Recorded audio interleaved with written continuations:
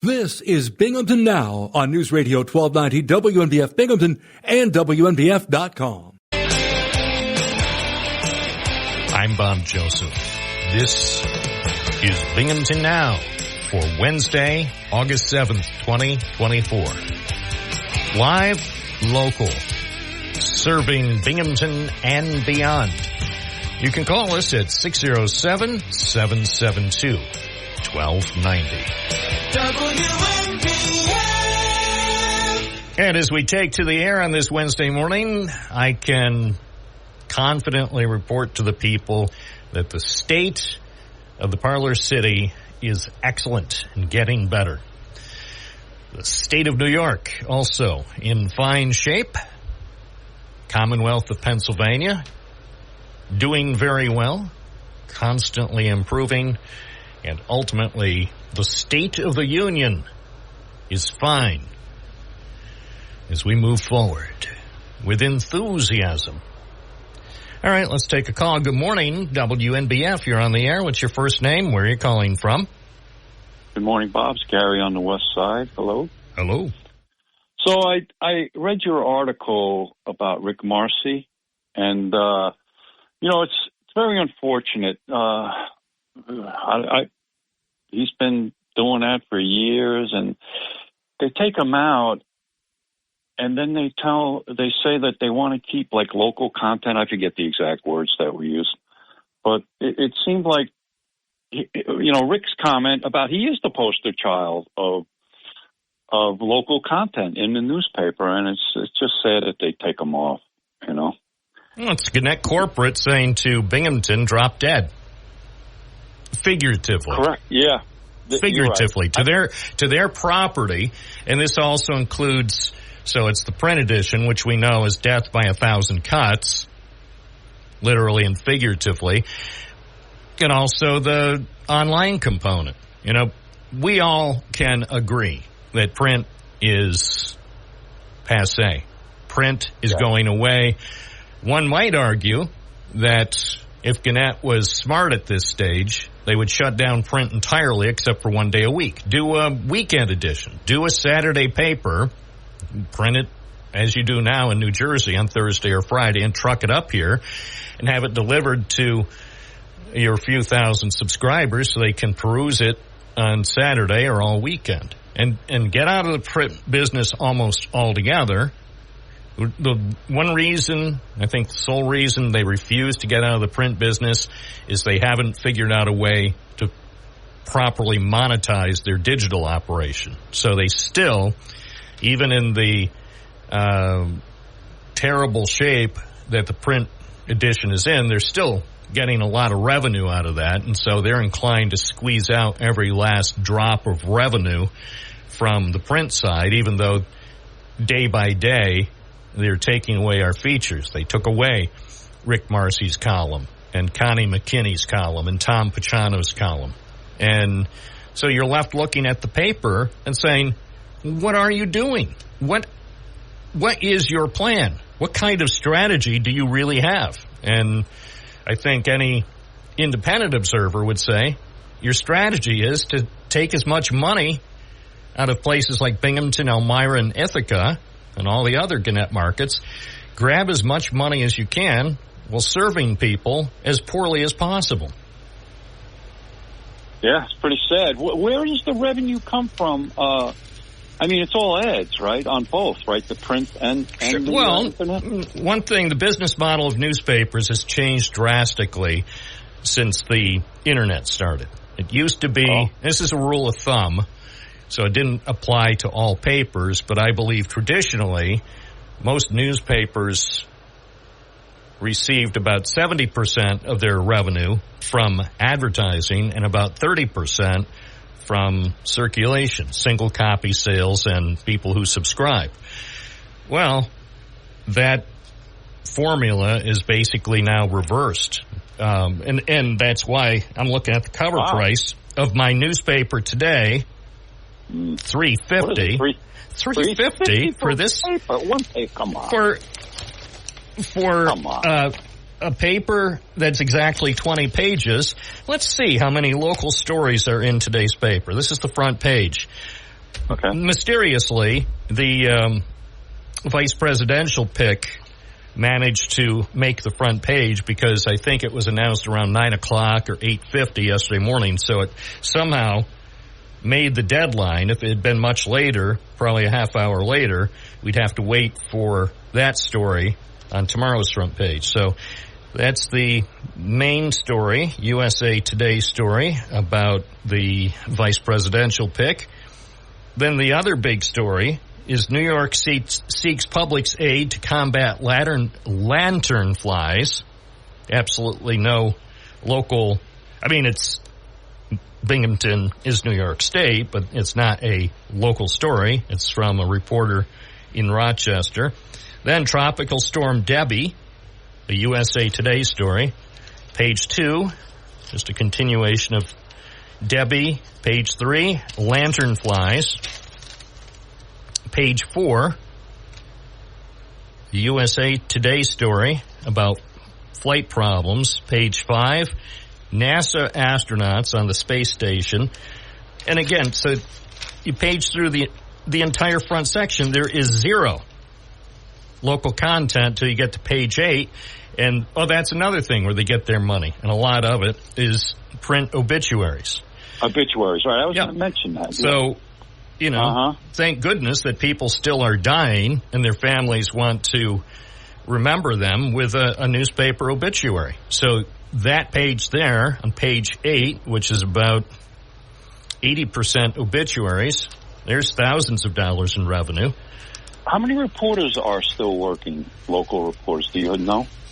Ostensibly 2, but I don't know how many hours a week. I have to say they must not be working 40-hour weeks. I don't know their schedule. And the one thing that people need to know about Gannett, America's big news company, is anybody, and I mean anybody, affiliated with the operation, from the editor down to the reporter, anybody affiliated with the operation who gets caught talking to the media can and will be fired.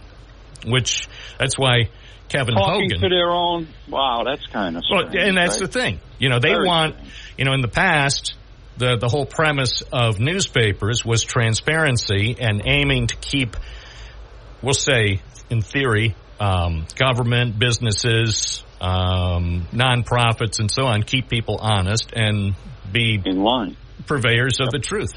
Now, again, there was a woman who had the nerve, the audacity, to talk with an industry publication about Gannett's plan several months ago, which was supposed to actually improve local news coverage, and she got fired because she didn't talk to somebody in her own market. It was for an industry, it was a trade publication that caters to reporters and editors, and she was just talking about Gannett's latest plan that they said was going to start to beef up some local news coverage, which, by the way, and clearly ain't happening here yet. I'm waiting to see the new innovations. As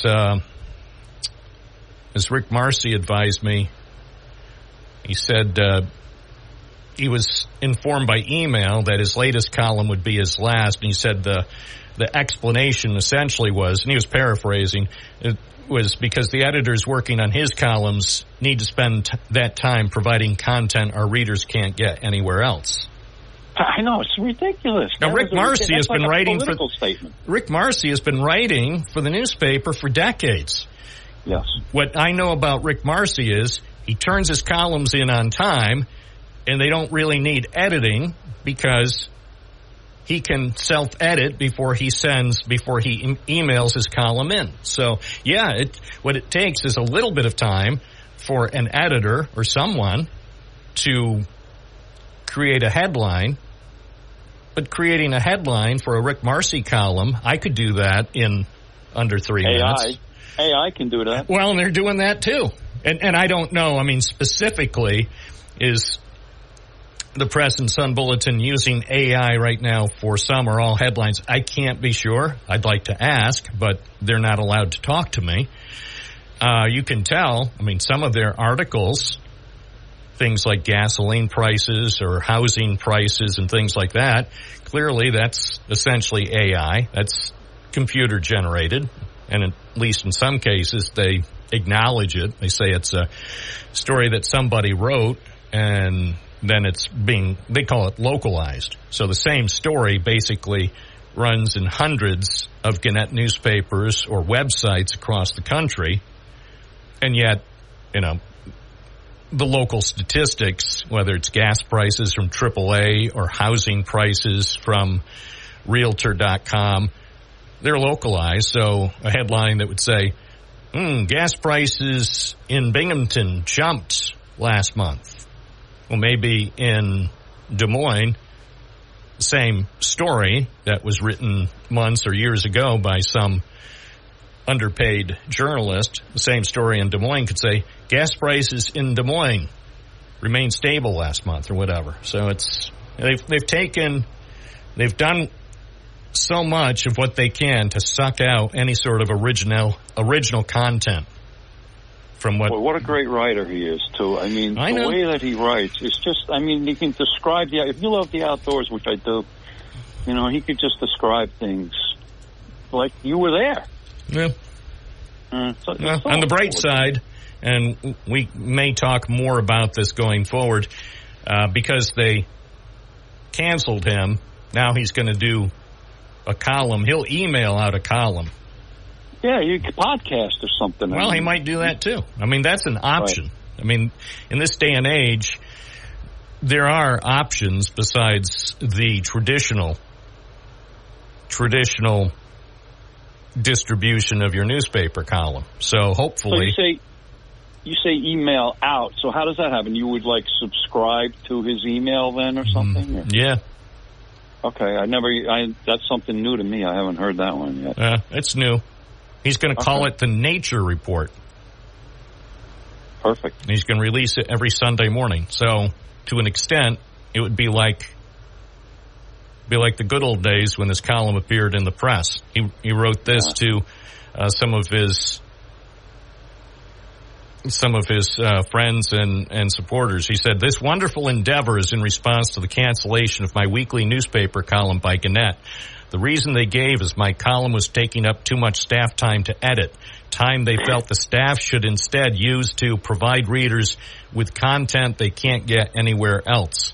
I'll let you draw your own conclusions about that." So that's what he wrote to people who are already in his email file. So at least he's going to keep writing. Good.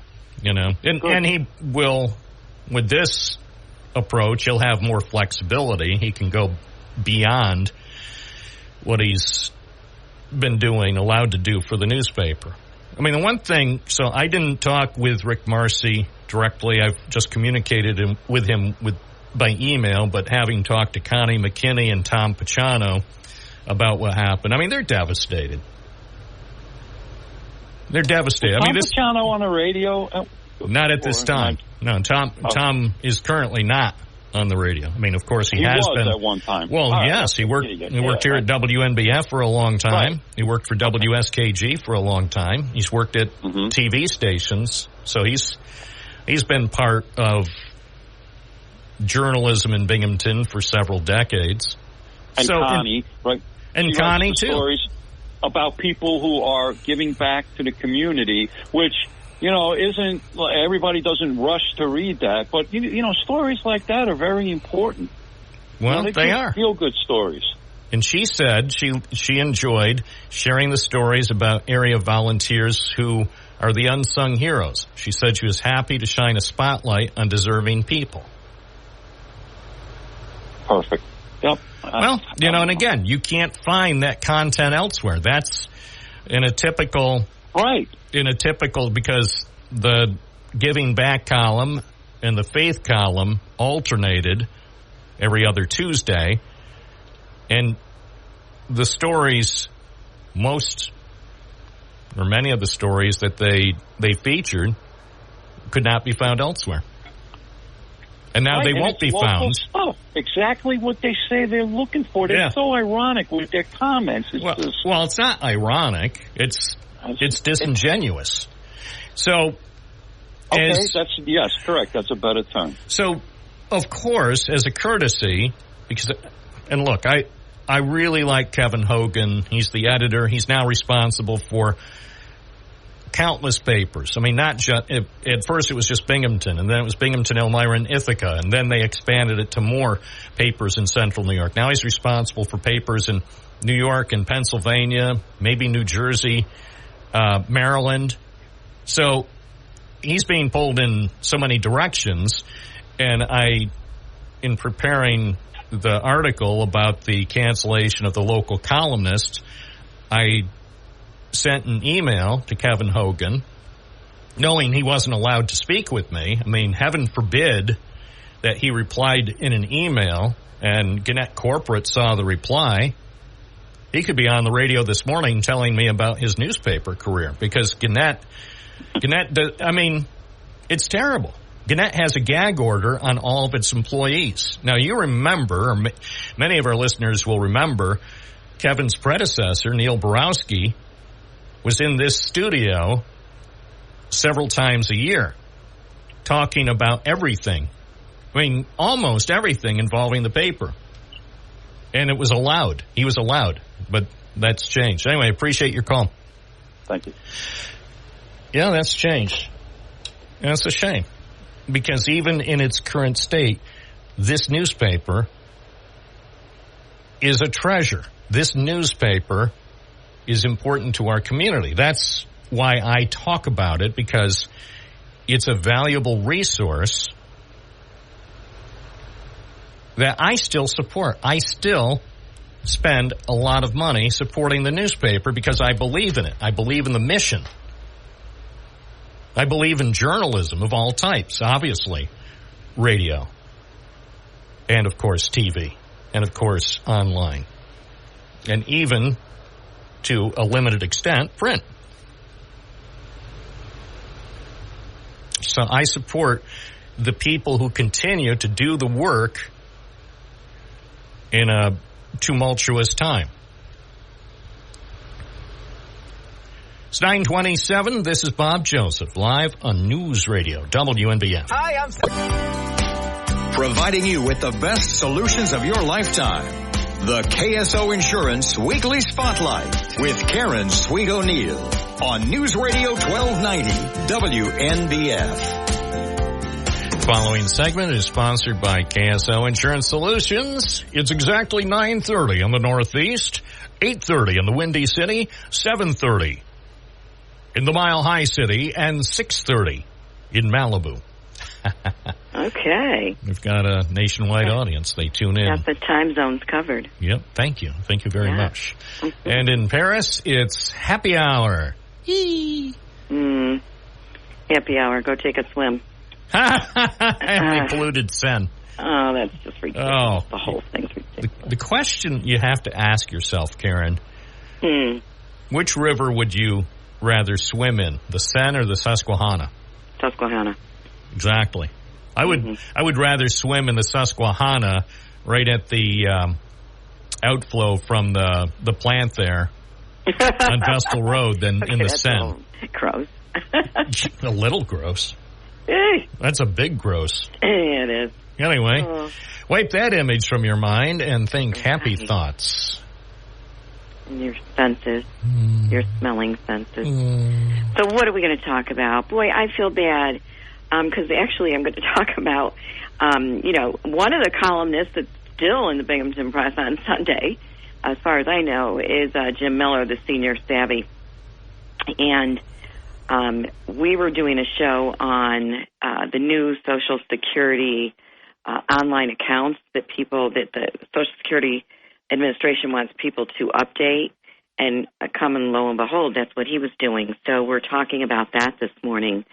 And right above that is Rick Marcy, the wonderful columnist.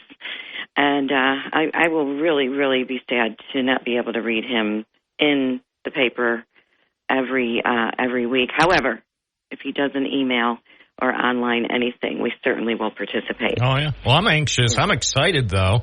As disappointing and tragic as the loss of the Great Outdoors column after all these decades, I'm excited to see what they put in that space next Sunday. I'm going to get up extra early. I'll get up at about 1 a.m.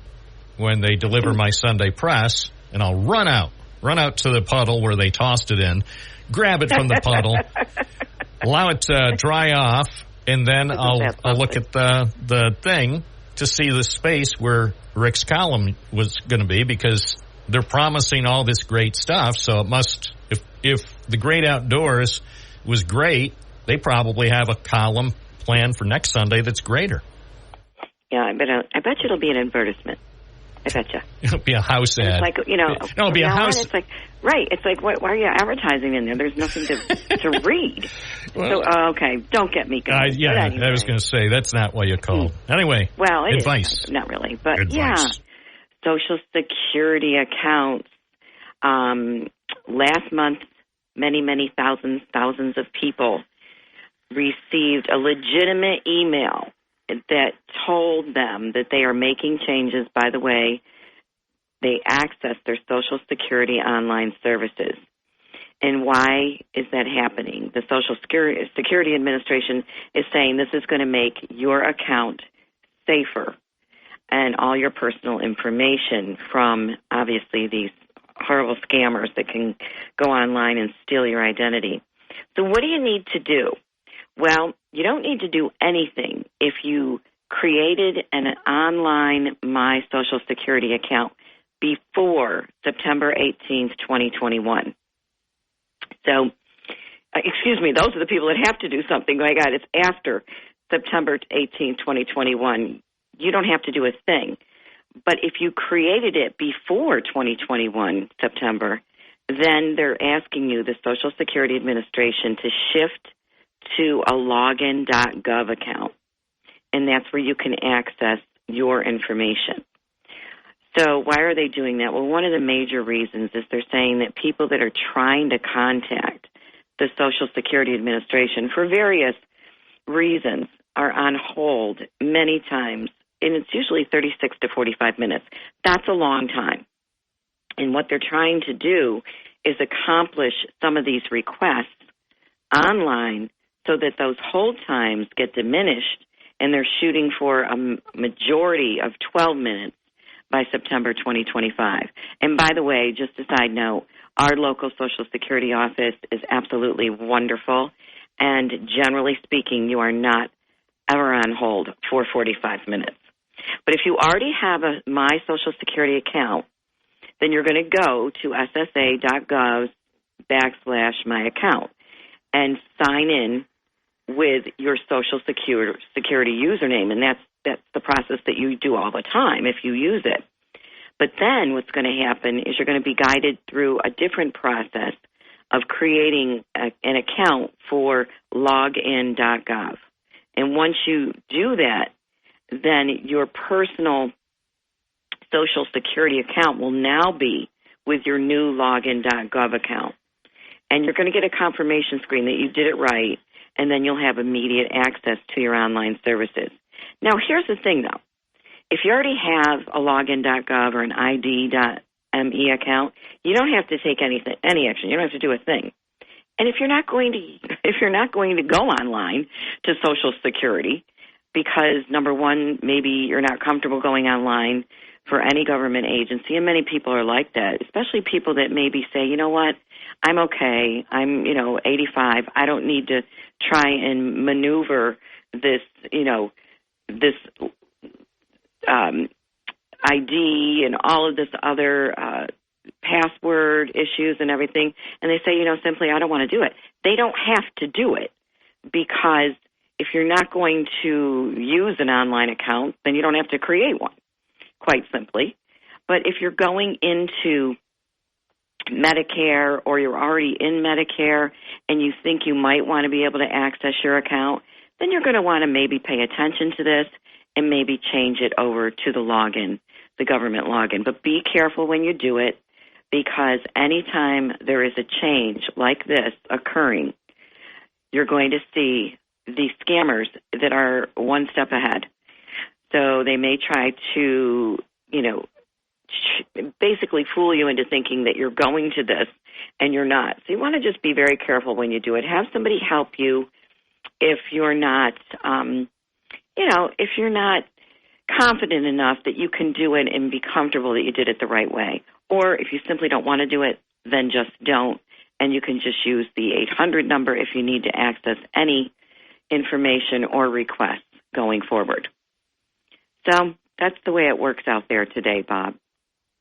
All right. Well, as always, the government doing its best to make things worse. So, I mean, in many cases, at least they're consistent. I would expect nothing less from the federal government. They never cease to disappoint. No, they don't.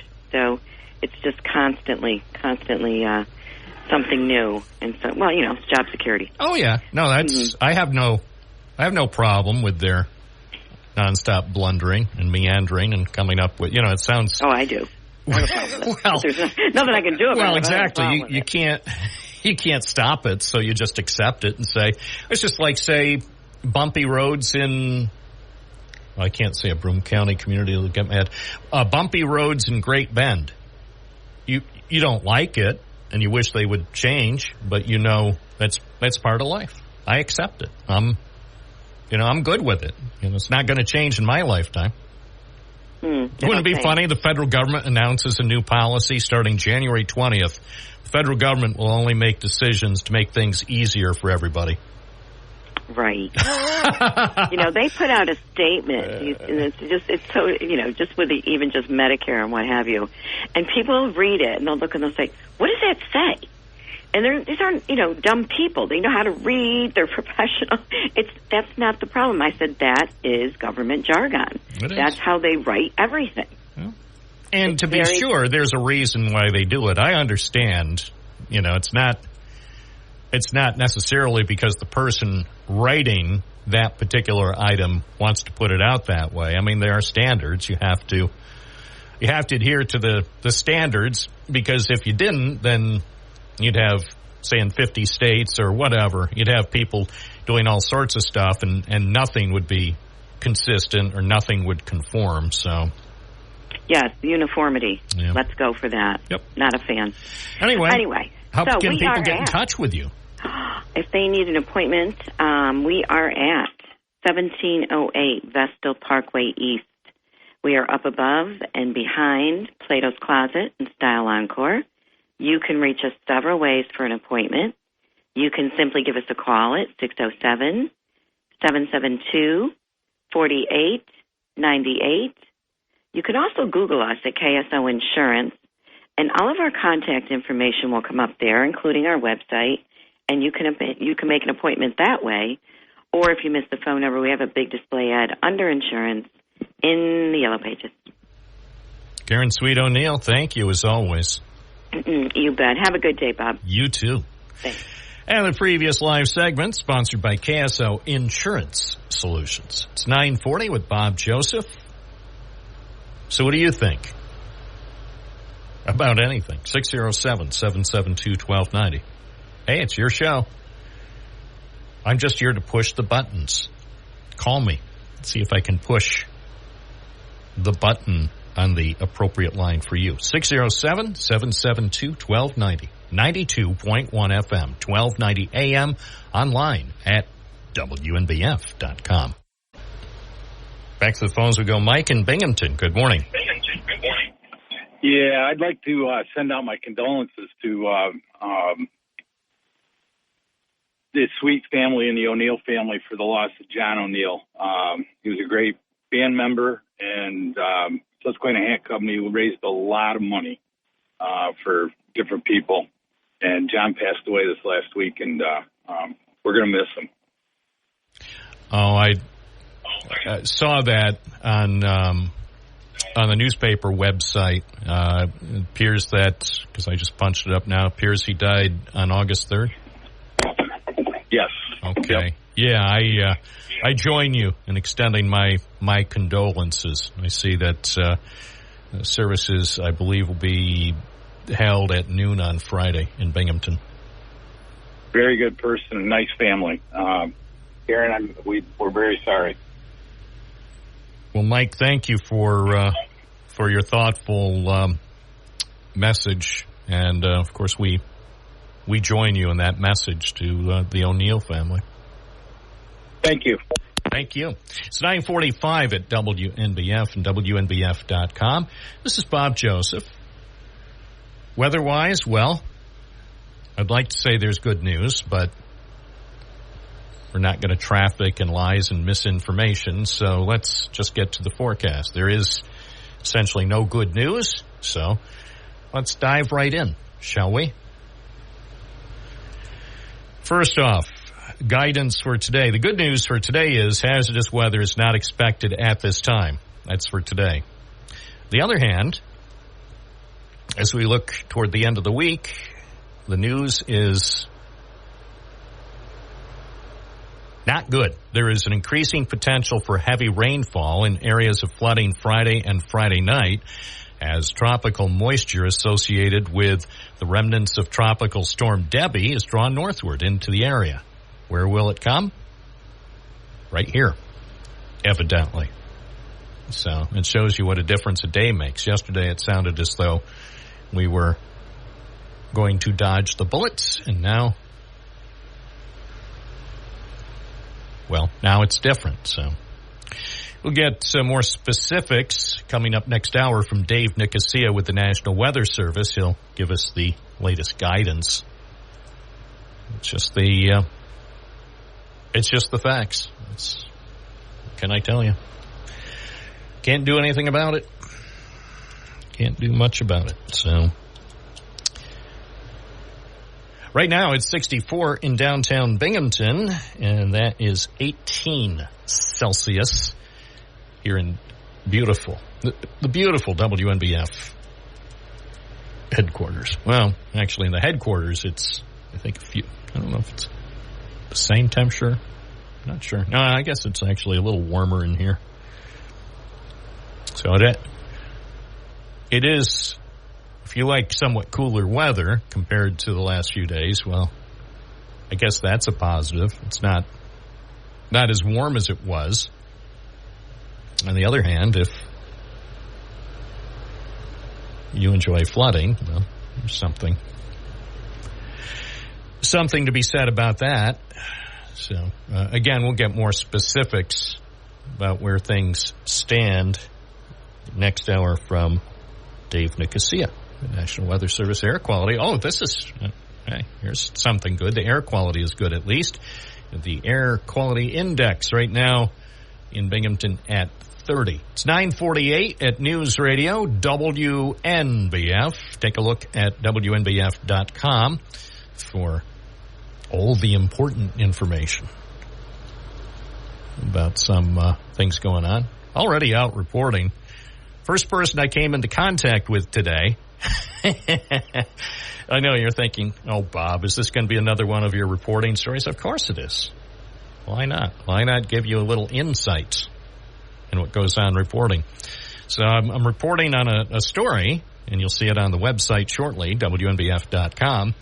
And, yeah, the weird thing is the first person I came into contact today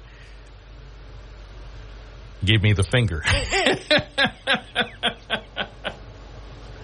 I know you're saying, well, probably you deserved it. Well, maybe I did. But anyway, I think he actually gave me two fingers, which when you start your Wednesday morning, you know it's going to be a great day.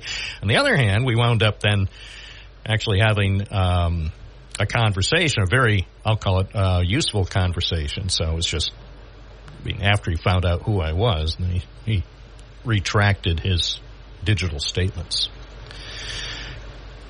WNBF.com is the place to check out, seize the deal items. Seize the deal items, and there are many items. Seize the deal at WNBF.com. We encourage you to check out our website, yes, not only for news stories, original reporting, but for special deals, including the Beer 30, 50-50 dining deals, and Cone's Ice Cream, 50/50 dining deals, and North Street Tavern in Endicott. 50/50 dining deal. It's all for you. WNBF.com. Seize the deal. It's as easy as turning on your internet. Wait, your internet's always on. So go to WNBF.com and check in. Seize the deal. 50/50 Fridays. There's Seize the Deal Binghamton. I'm clicking on it now. Click. And there you go. So if you want different deals, you can save some money. Oh, Sky Zone, 50/50. Mega birthday party. Ross Park Zoo, 50/50. Dining deal and 1-year family membership. And also J&R Upholstery. Crown rust proofing, spray on bed liner, and remote car starter. 50/50 deals. Seize the deal. WNBF.com. 9:51 with Bob Joseph. What else is on the website? Of course, we have spent some time talking about the changes at the Press and Sun Bulletin. The other thing that's a mystery to me, because of the sudden cancellation of 3 local columnists, the mystery to me is what else is going to happen? Are they going to start mailing out the newspaper as they do in Elmira and Ithaca? Will they finally say to heck with it? We can't be bothered to deliver your paper and put your paper in that puddle so you can trudge out early in the morning to retrieve your paper? Will they just have your postal carrier deliver it? So maybe you'll get it at 4:30 in the afternoon. I don't know. Obviously, they'll. I guess you'll know about it when your paper starts coming in the mail instead of delivered to your home. I really don't know. They're certainly not going to tell me. I'll be the last to know. And what other days, print days, will they drop? Because they already dropped Saturday. I finally have trained myself on Saturday morning when I get up just to make the coffee and not to go out and get the paper and then make the coffee, because it took a while for me to fully understand on Saturdays, hey, Bob, you can go out and look for it all you want. The paper is not coming on Saturday. So I have managed to finally get that through my thick skull. One other story we have on our website, WNBF.com, and you're familiar with John from Binghamton, frequent contributor. We'll hear from him almost daily. John Solak appeared before Binghamton City Council this week to talk about a couple of resolutions. The biggest of the bunch, the biggest of the two, is changing Binghamton's form of government, going to a council manager form of government, which recently was adopted in Ithaca. So City Council spent a short time, very short time, on Monday evening discussing it, and then the council members voted 6-1 to refer his 2 proposals to a committee, the Municipal and Public Affairs Committee. So those things will be discussed in committee. Haven't heard back from Mayor Cram. I sent an email to Mayor Cram on Monday night after the City Council work session asking, let me see, what did I say? Let me look at the email. What are your thoughts about these requests for legislation? And the first, eliminate mayor as director of public safety, and the second, move to a city manager council form of government. Feel free to share any comments.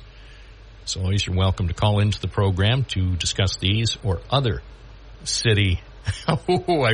Maybe he didn't respond because my last word is a mistake. To discuss these or other city issues is what I meant to write, and I see to discuss these or other city managers. Yeah, what do you expect? It was 8:22 on Monday night. I was probably distracted by NBC Olympics. Boy, they're doing great work, the NBC Olympics, aren't they? I'm glad for a change there's no controversy with the NBC Olympics. In the past, sometimes the summer and winter games have been marred with all sorts of manufactured controversies, but fortunately, we're not being treated to that spectacle this year. It's just a united world, a world at peace, a world with one vision to celebrate the greatest athletic skills of our time. And there will not be any manufactured outrage with the NBC Olympics.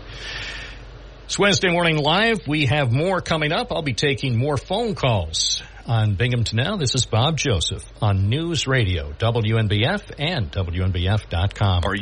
Binghamton Now continuing on this Wednesday morning. I'm Bob Joseph. We'll be taking phone calls in just a few minutes. So if you have some things you'd like to talk about, I encourage you to be prepared. I'll let you know when it's time to call the Binghamton Now program. Also coming up in a few minutes, we'll be talking with Dave Nicosia from the National Weather Service about the latest forecast guidance with the rain that the Binghamton area will receive Friday into Saturday.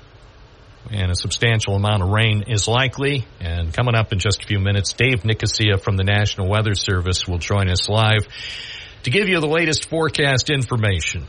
That is what we are about. Now, it's a pleasure to welcome to the program Vestal School Superintendent Cliff Casson. Good morning. How are you? I'm doing great. Thank you. How you doing? Great. It's good to have you with us on the program. I know you're getting set, you and the school district are getting set for another school year. In less than a month, you'll be welcoming students back into Vestal schools.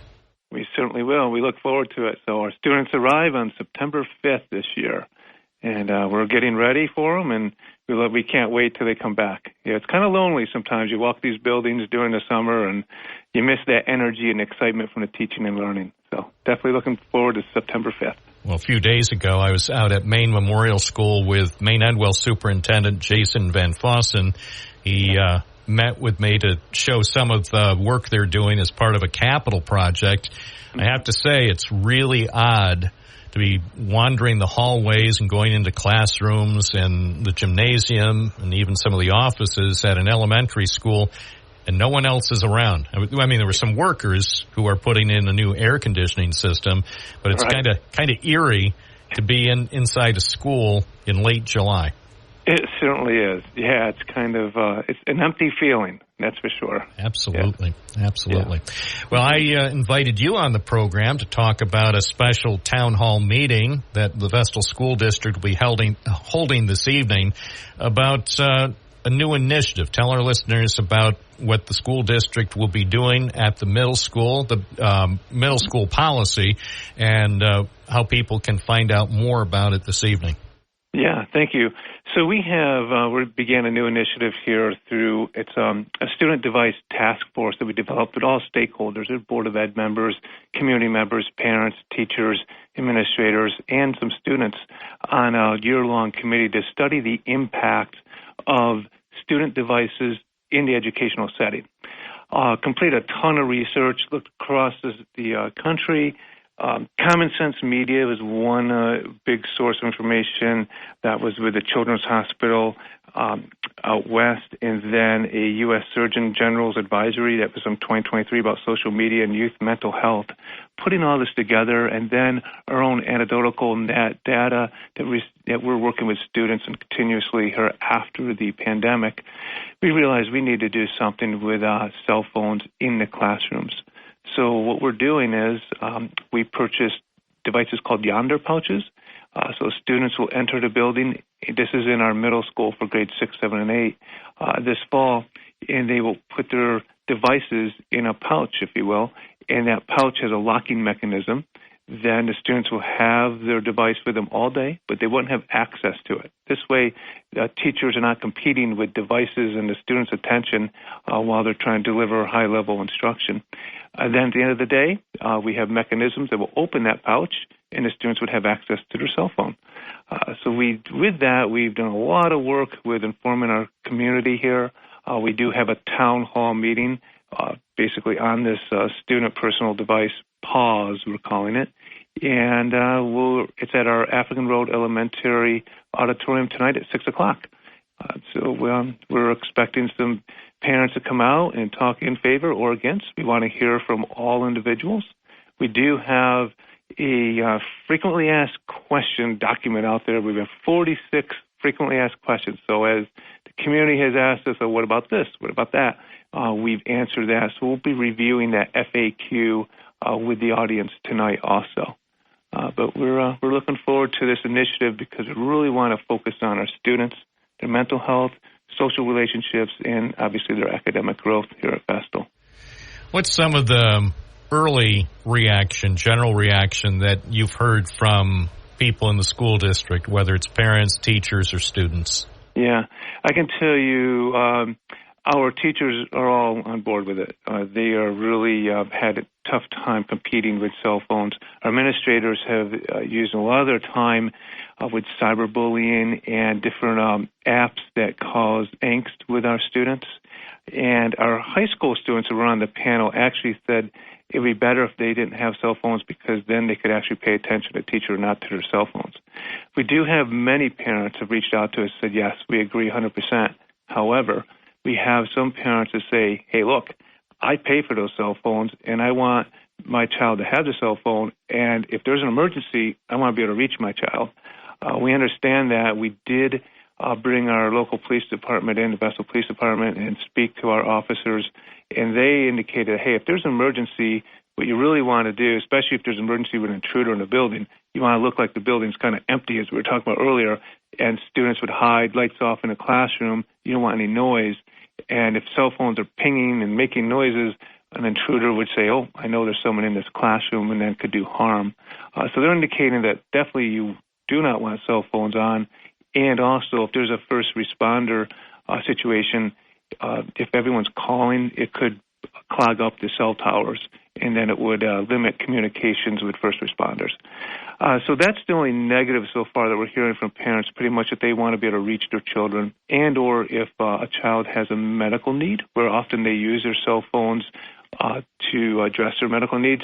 So we do have pouches that would allow students to have access to their phones for that as they check their medications, et cetera. Will the new initiative take effect right at the start of the new school year next month?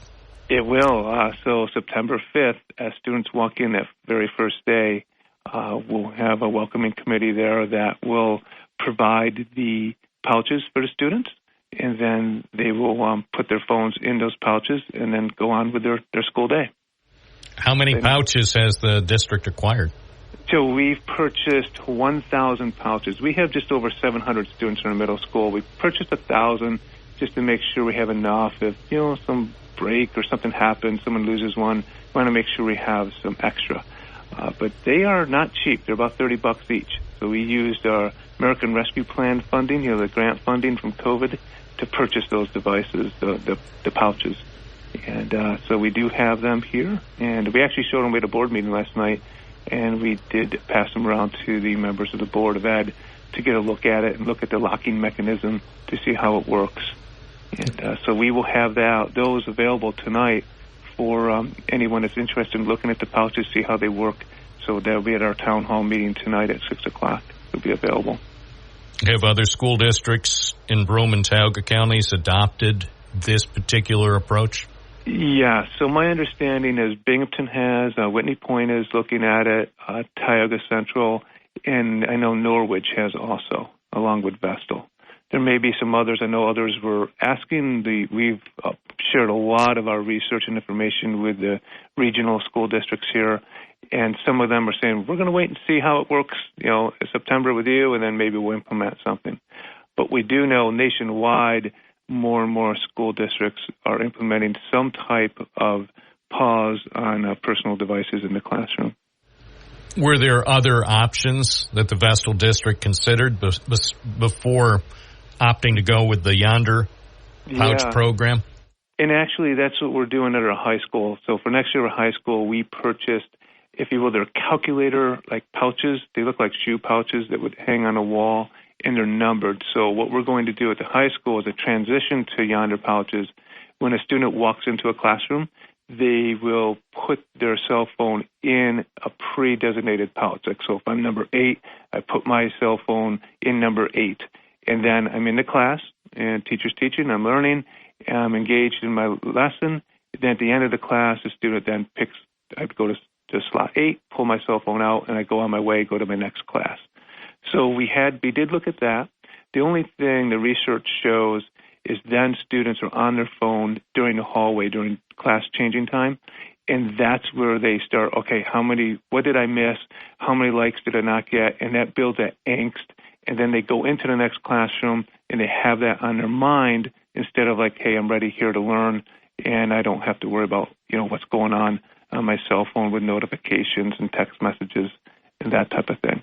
But we are implementing that to high school just as a transition. Want to see how this goes this year at the middle school, and most likely we start rolling out the Yonder pouches at the high school the following school year. Has there been any discussion about the psychological impact of separating young people from their phones? I think it would have a psychological impact on me if I had to go to, I know, say when I'm in a court proceeding and they don't let me have my phone, it's awkward. It's weird because my phone is almost always with me. So I imagine for young people, this could be a similar difficult thing to get used to. It certainly will be. And that's why we have social workers and our counselors will be available. So any students that have any difficulty with that, we'll work with them. And we're going to have those openers in our health office, in our main office, our counseling offices also. So if students really need access for whatever reason, they can go down to those offices and work with our professionals. And if there's a need for them to get access to their phone, we definitely would allow that. And if students are having that type of withdrawal syndromes, if you will, then we will work with them, put plans in place to help them through this. But our number one focus is really making sure our students have the best opportunity to learn academically, but then we really want them to build those social relationships. It was interesting. A group of us took a trip down in Newburgh, and we visited their high school and middle school who implemented Yonder pouches last year. And as we were walking down the halls, we saw students talking. Their heads were up. They were laughing. They were carrying their books, and they were engaged in conversation. If you walk into, like last year, you walk into our schools, you would see students, their head down, on their cell phones, bumping into people, not very loud in the hallway because they're all just not talking to anyone, rather they're focused on their phone. We really see that it's a better social environment when students are able to engage in real conversation and have that opportunity to build positive relationships outside of that cell phone. And that's what we're looking for, that mental health piece. Obviously, we will have our counselors and our social workers available to support our students as needed. But that's what we're excited about. What if students wish not to comply? Because I'm thinking of myself. I tried to comply with most things when I was in school, but there might have been a few things where I would draw the line. For those who, for whatever reason, don't really want to participate with this initiative, what steps will be taken to deal with non-compliance? Yes, very good. And we anticipate that will happen. There'll be some students that like to push it a little bit. So what we would do the first time is someone doesn't have their phone in the Yonder pouch, or if they bring an extra phone. If we see a phone that's out during the school day at the middle school, then this student will be spoken to by an administrator, and we're going to give a warning, and we'll call home. And then the second time that it happens, the student is still not following the rules, then there will be like a consequence, some type of detention, a call home with the parent. Then the third time, it's a progressive discipline. It'll increase with the discipline.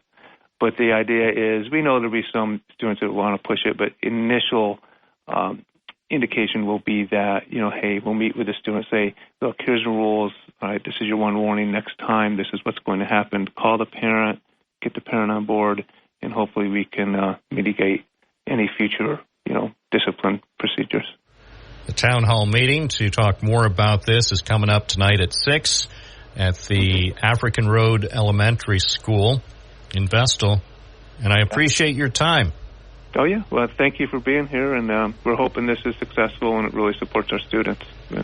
Vestal School Superintendent Cliff Casson, wish you the best. Thank you so much. I appreciate it. Have a great day. Thank you. It's 10:25. WNBF Live on your Wednesday morning. It's Binghamton Now. It's the information that you may not be able to obtain elsewhere. And we're here every weekday morning, 9 to noon. 607-772-1290. Coming up in a few minutes, we'll be talking with Dave Nicosia from the National Weather Service. What's going on with little Debbie? How much rain can the Binghamton area expect at the end of this week? Dave Nicosia from the National Weather Service will have the latest forecast information coming up in a few minutes on Binghamton Now. One of the secrets. Good morning, you're on the air. What's your first name? Where are you calling from? Good morning, Bob. It's Linda from Binghamton. I was just listening to the superintendent speak, and I have a gentleman that works in Kingston School District, and they implemented that program last year, and we had a long conversation about it because of me working in the school, and they said they had great success, and I had some questions about sporting events after school, and what they did allow was to have them have access to their phones, because most kids that go to the sporting events after school want to be there.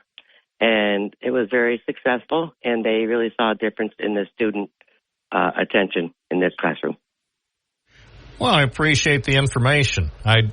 I personally do think it's a good idea. I also sympathize with young people, or empathize that getting used to the policy may not be that easy, at least for some. Some people may have no problem with it. If it was me, at first it would be difficult, but I know I could adjust. Of course, and I think the younger they start, when they start that in kindergarten or first grade, they'll have no problem adjusting to it because they'll be young and they'll learn quickly. I agree. The younger, I think it'll work. I think it is a great idea working in the school district, because they are distracting, and I think we need some more learning. I agree. I appreciate your call. Well, you have a good day. Bye-bye. Bye-bye. It's 10:29 at News Radio WNBF with Bob Joseph. We'll be taking more calls coming up shortly, so as they say on the radio, don't touch that dial. News Radio 1290 WNBF. Bob Joseph, broadcasting live from the WNBF Talk Deck.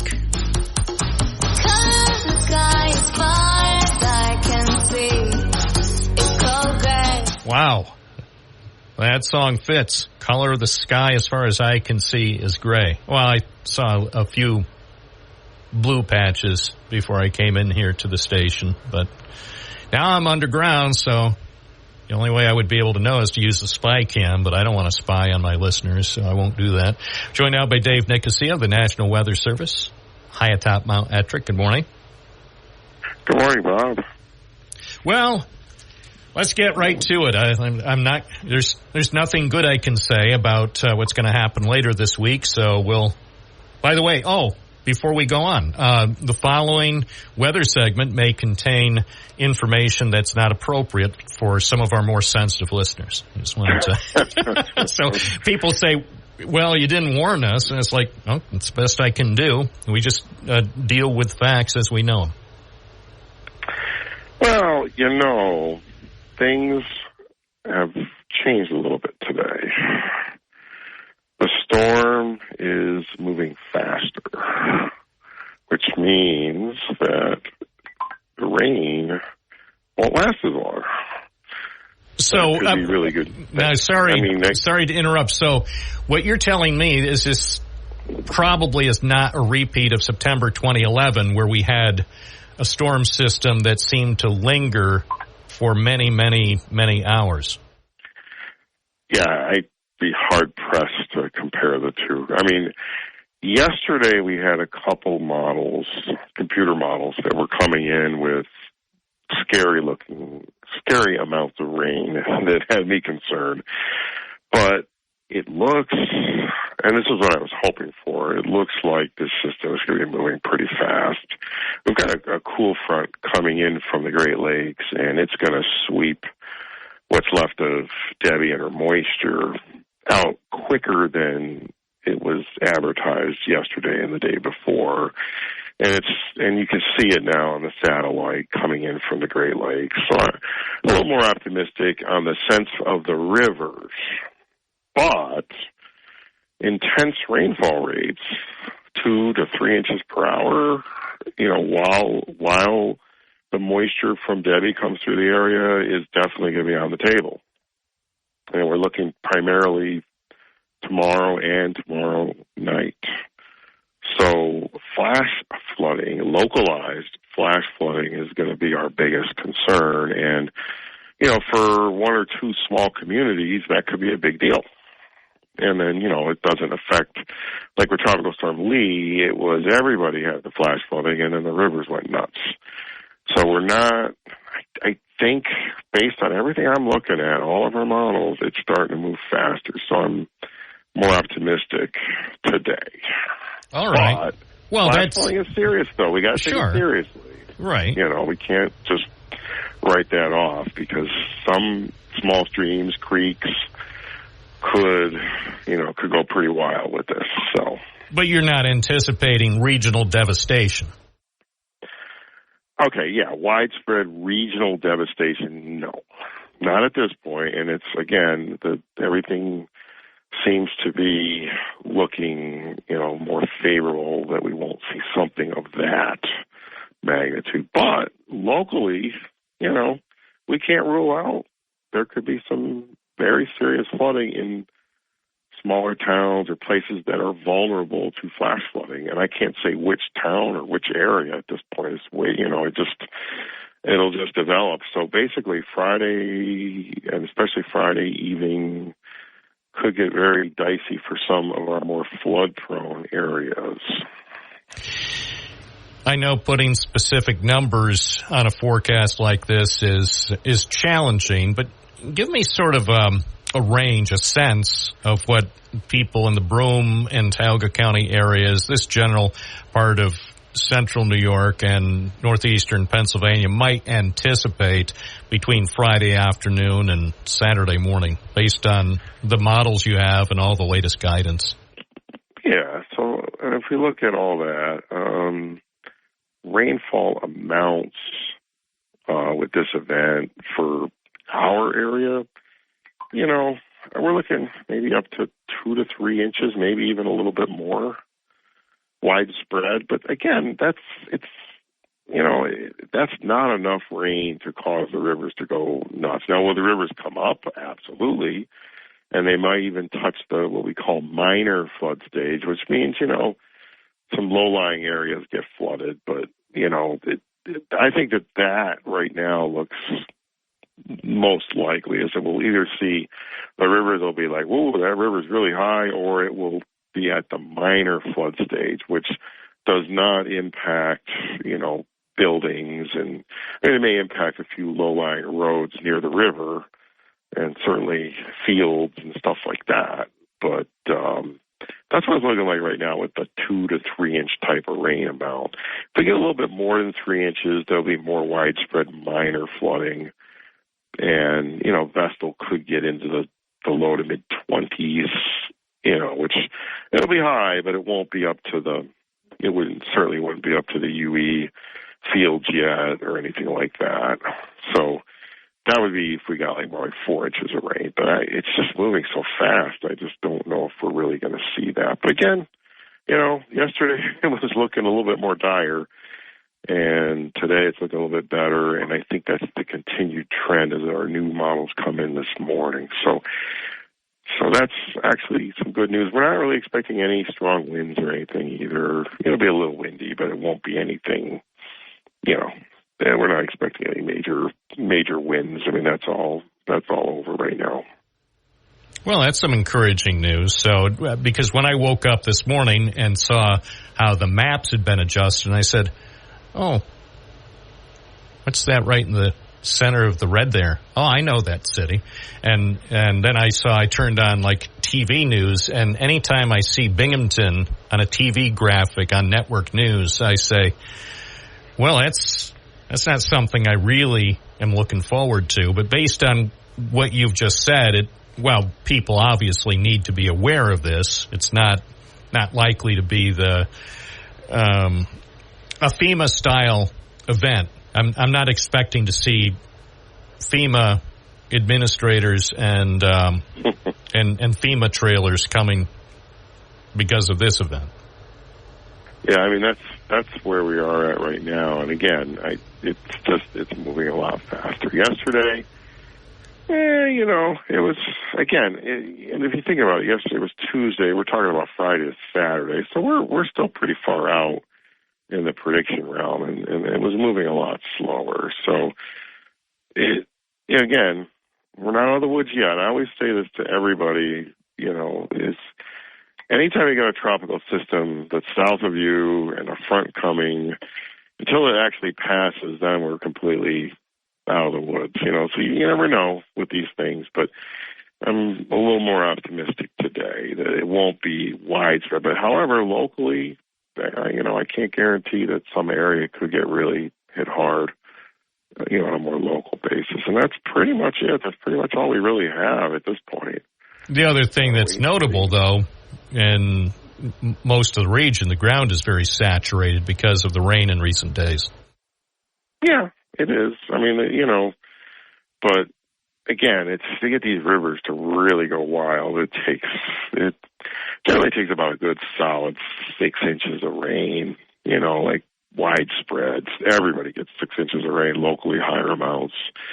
That's what it would take. And it's just, I'm not seeing that on any of the models right now. A lot of it's like 2 to 3, a little bit of 4 here and there, a little over 4 in a few isolated spots. It's just not enough. Just not enough. And there's been a westward trend. It's one of our new models just came in this morning. Actually, has most of the rain west of Binghamton now. Now, I don't know if that's going to happen, but there definitely is a westward shift in the track. It looks like too, so that helps also. So, on the bright side, the weekend looks nice. Saturday and Sunday are shaping up to be fairly sunny, and looks to me like temperatures in the mid or upper 70s. So, yeah, it's going to be windy though. I mean, we're getting northwest winds on the weekend. And, oh, my gosh. Well, that means wind chill. Probably the wind chill will be about 60. The wind chill will be 65. Feels like temperature. But, honestly, if I look at Saturday, I'm looking at it right now, it's going to be it's going to be breezy, and it's going to be chilly. I mean, it's going to feel a little bit like early fall, to be honest. And believe it or not, it's cold enough aloft that we will see some lake effect rain showers coming off of Lake Erie and Lake Ontario. And that goes into Sunday too as well. In fact, Sunday we're going to see showers, and some of it's from, believe it or not, the lake. It's that time of year. The lakes are really warm, and it's going to be chilly aloft, and you get the beginning. Obviously, it's not snow. It's not even close to that, but you see some lake effect rain showers even into Sunday. So I don't know if it's going to be super nice this weekend, but if you don't like heat and humidity and you want a break, and actually today's really nice too, if you want a break from that, this weekend would be fine for that. That's what I'm looking forward to. Just the fact that we're going to have temperatures probably a little bit below 80 and much more comfortable humidity levels, so the dew point will be down. So I think I don't care about the wind. If there's a little breeze, I'll put on my cardigan and sit out on the deck and enjoy the first. Well, no, it'll be the second weekend of August, but This sounds pretty good. August, to have that kind of weather in August, not bad. You know, Yeah. a little chill. Not super cold. I mean, the sun is still strong this time of year, so even if it's 70 degrees and the wind's blowing, but the sun is way up there at like around noon, 1 o'clock, it'll feel warm out, and the breeze will cool you off. So it's kind of like that late summer, early fall-like weather I think we'll be seeing, which will be nice because it's been a very humid summer. It's been warm, but it's been really mostly humid. I mean, here at Mount Ettrick, we have not even gotten above 90 degrees Fahrenheit yet. Our highest temperature, I believe, is 88 or 89. So it really hasn't been a super hot summer up here, but it's been really, really humid. So, and I don't like the humidity, just like you. Same here. I do not like it. So it'll be a nice, refreshing change. Actually, even today is pretty nice too in that regard. So yeah, very nice. Well, Dave Nicosia, the meteorologist in charge of the National Weather Service Binghamton office, thank you for taking time out of your busy day. I know you and the forecasters are going to be very, very busy over the next few days. So thank you for all the work that you're doing and doing your best to put out the accurate information and, as appropriate, either hazardous weather advisories or watches or warnings if necessary. We appreciate it. Yep, we're here. That's what we do. Thank you. All right. Thanks. 10:42 at WNBF. There you go. The facts as we know them. Well, just the facts. The guidance. And with the understanding, it's weather. It's not part of a movie production or a TV show. It's the weather. It's nature. As they say, subject to change. We don't control nature. Although somebody is probably working on an AI program to try to control nature. Probably Elon Musk. 607-772-1290. Bob Joseph with you, serving you with some information, some entertainment, and who knows, somebody might call in with an opinion between now and noon on Binghamton Now. Let's take some more calls. Dan in Binghamton, you're on the air. Hey, good morning, Bob. I just wanted to say, after watching that Democratic gathering last night, it was really nice to see a man step up and really talk about how great America is and how much better it can be. And that Harris-Walz ticket really looks great. And I think it's going to carry right on through the election. I hope so, because we need that. And I thought it was exciting and thrilling. It was great. Yeah, I don't think America has seen anything like this in a long time. It's one of the rare occasions where I think even some Republicans, at least the silent majority, they may not call the program, but I bet they're actually feeling better about America today than they did 36 hours ago. Right, and I think that Walz guys is, what I would consider myself a conservative Democrat. And, he's talking about inclusiveness, bringing everybody, Republicans, Democrats, anybody that wants to get on board. Let's just do this thing together instead of the deal with Trump and that character from that hillbilly. They want to divide everybody, take everybody, this is them, this is us. And I really like the part where Mr. Walz says, you know what, a woman's rights are their own damn business, nobody else's. I mean, I think that really says. Right, and listen to this. Just listen to this, since you brought it up. I had this on the top of the pile of our stack of stuff. In Minnesota, we respect our neighbors and their personal choices that they make. Even if we wouldn't make the same choice for ourselves, there's a golden rule. Mind your own damn business. Right? Yeah, and I think that's been the American message since the founding fathers. That was the whole point. That's why the country was founded. Mind your own I'll clean it up for the adults in our audience. Mind your own darn business.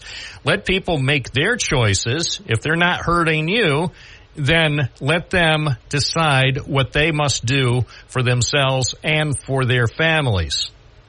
Right. And I really see these guys carrying this torch of, it's a multiracial democracy. And, America, the Constitution, it's really unfinished business. It's evolving. It's not finished. It's not over. As long as we keep growing up.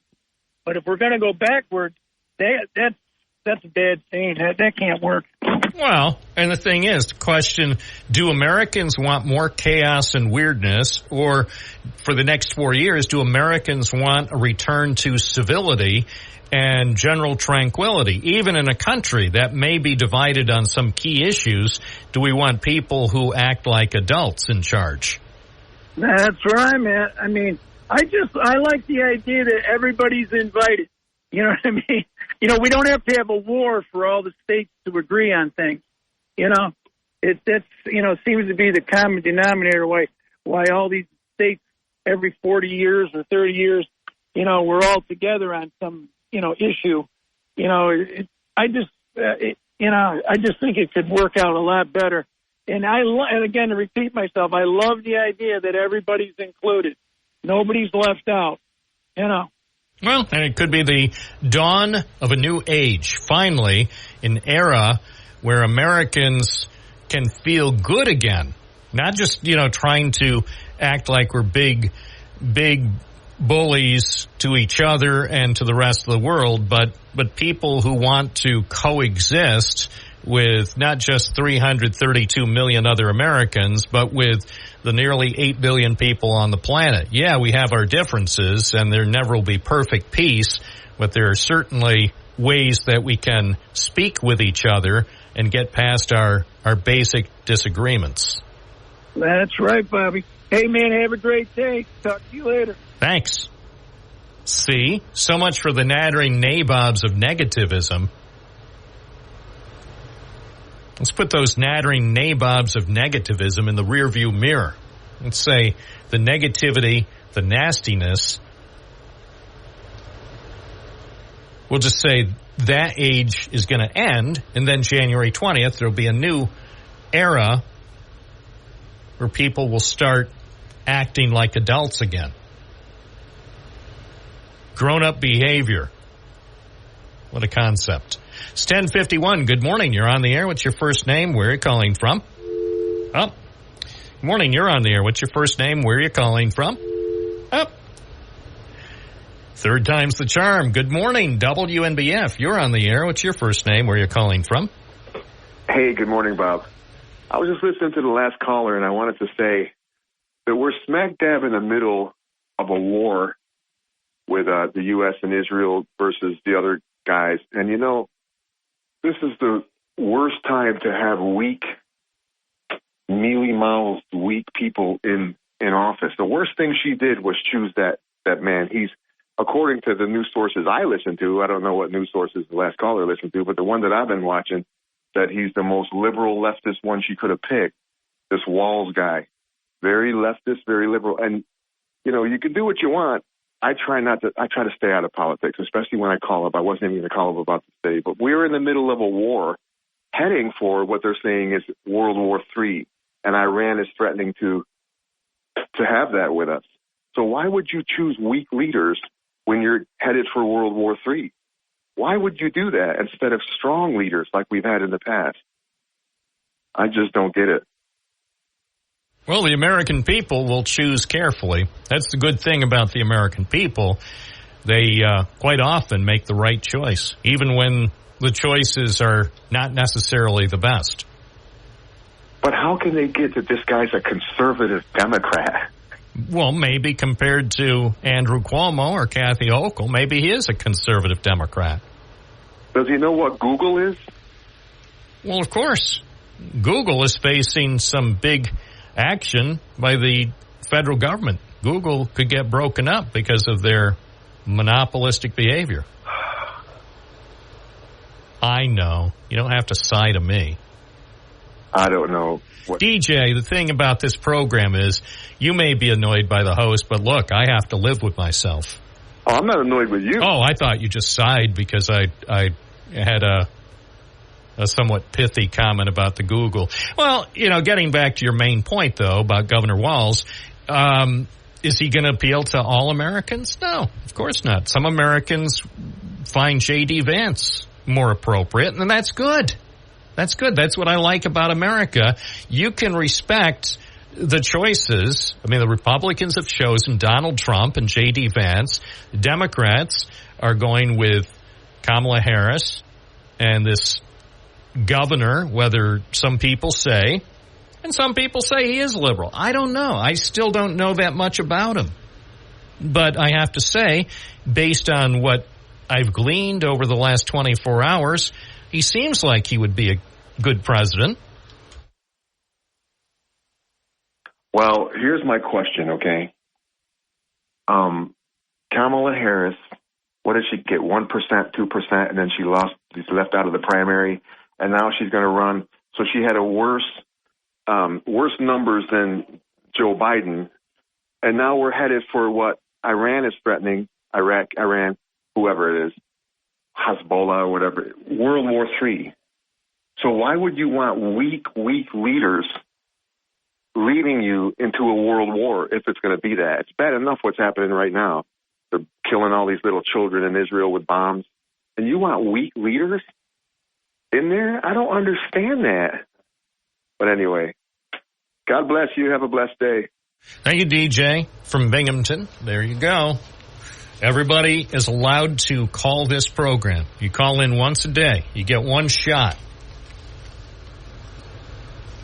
One shot. 607-772-1290. Yep, express your opinion. Go ahead, make that call. WNBF, you're on the air. What's your first name? Where are you calling from? Hi, Bob. This is Sandy from Port Dickinson. I'd like to talk about the news in general right now. Since we had the 3 reporters that have been taken off our local paper, I was really unhappy to see that. I still subscribe 3 days a week to the paper. I don't know for how much longer. But I think that people in this area, on your program or in your news area, need to be aware of the drip, drip, drip of local news that's slowly going by the wayside. And by that I mean pretty soon we won't have a newspaper to read. We won't have AM radio, as your radio station keeps putting on broadcasts every now and then about AM radio in cars. They want to stop that. Pretty soon our radio stations will be overrun by capitalists and the federal government, state government together to give us and put out only what they want us to hear. This is our First Amendment, freedom of speech. And slowly, we are losing that, slowly. And people better wake up. And then, let's talk about the Internet. So we have a lot of computers. We have our smartphones. Well, by the way, we're about to close this segment. We have just a few seconds left. I will make an exception. Usually, I encourage people to call once per morning. If you want to call back next hour to tell me what you were going to say about the Internet, you're welcome to do so. Oh, thank you. All right. Thank you very much. Thank you, Sandy. It's 10:57 WNBF. Fairness and justice. That's my motto. Binghamton Now. You've heard me talking.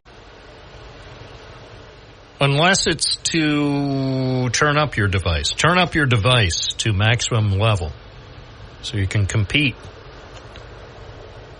with those people who are driving next to you with their loud country music. Isn't that always the case? You're driving in downtown Binghamton. Maybe you're at Main and Front. Traffic signal. You're waiting for the green arrow. for what seems like an interminable amount of time. And the people next to you, I swear, they turn up this modern country music, which I love, by the way, but they turn it up to the point of absurdity.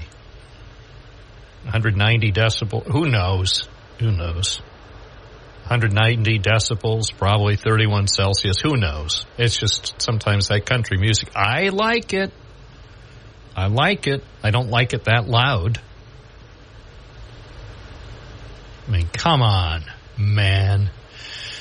All right, 607-772-1290. Did you go to the public forum about the tech park? In the interest of full disclosure, I did not attend. So, for those who were wondering if I attended the event in Johnson City at the high school yesterday, no. The answer is absolutely not. And I always have to prioritize. I have not been able to clone myself. If I had a second Bob Joseph available Tuesday afternoon, I would have gone up to the high school to talk with people about the forum on the tech park. But I, unfortunately, have to make different choices, and sadly yesterday the choice I had to make was to cover a couple other stories, so hope you'll accept my apology. 11:12, morning, you're on the air. What's your first name? Where are you calling from? Well, it's Airport Road, Bob. I had to tell you how disappointed I was. I missed you. Well, I'm disappointed I couldn't be there, but again, in a crowded news environment, here was part of my thinking. There's a formula that goes into my news judgment, and my thought was the TV stations would be there, the newspaper would be there, John from Binghamton would be there, so I thought there would be sufficient coverage of what was going on yesterday, so it wasn't necessary for me to be there to potentially duplicate other coverage. Not that it wouldn't have been the very best. He said, agreed, but your humble host, it would be the very best.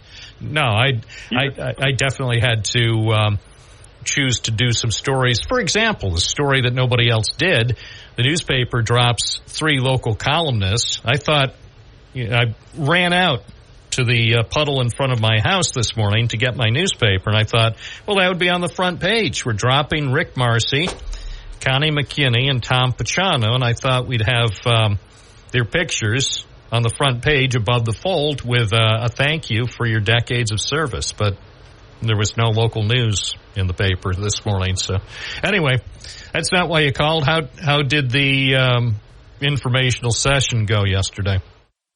Hey, I was very happy with the number of residents that showed up. I'm going to estimate that there were over 350 people there, because there was almost 400 people on the sign-in list and some were there for the IDA, obviously. All the news stations did show up. Spectrum was there, Channel 12 was there, 34 was there, and Fox 40 was there. WSKG was even there last night. What about the press? How many reporters did the Press and Sun Bulletin send? Didn't see a one, and I don't believe they were even there, because if they were, I'm sure they would have talked to the girls out front. I did get them off the street and up onto the school property, because I had a heart-to-heart with Miss Duncan, and, she and I don't agree on things, but she's very good at what she does, and we came to a conclusion that, common sense would be good to put the girls up out of the rain and off the street. So she was very accommodating there. I was very surprised at how much information was not there. And I was very surprised that the engineering firms that have been hired to do the site work and do the site plans have no idea what they're even getting into. One of the residents here is an environmental engineer for a company in Rochester, and he was here, and he he's been fighting this pretty hard with all of the discrepancies that's been happening for the last 2 years. And he and the gentleman from the other company, we've had a couple hours worth of conversation, and he thanked us for providing him with the maps that we've acquired over the time, and thanked us for our information, and had no idea how steep the slopes and what the property was like there, because in his own words, they haven't gotten any information from the IDA other than look at the topographical map on your screen. It was good, like I said, but there really was no information. A lot of whiteboards asking for people to make comments. I know there were hundreds of Post-its put onto the whiteboards, and I would say 98% of them were all against the project or comments against the project. So it'll be interesting to see how they address those. I'm hoping they read the Post-its and not just file them in the circular bin. Like I said, I had a great conversation. I talked to Stacy at length a few times yesterday. There's no animosity. Trying to keep everything professional, that's the only. Well, that's the way it should be. And that's my sense when she's been here, whether it's talking about this project or other things that the IDA or the agency are working on. If I bring up things that in some ways have generated controversy, she seems willing to offer a response, and it may never satisfy people. If you're against a project, and I think this came up when she was here at the studio on Monday, and basically you may have heard her. I did. Yeah, and I think her response to that was generally, she understands that for people who are truly opposed to it, there probably is really nothing that's going to change anyone's mind if you, say, live there and have your own very specific and very personal reasons to be opposed to the project.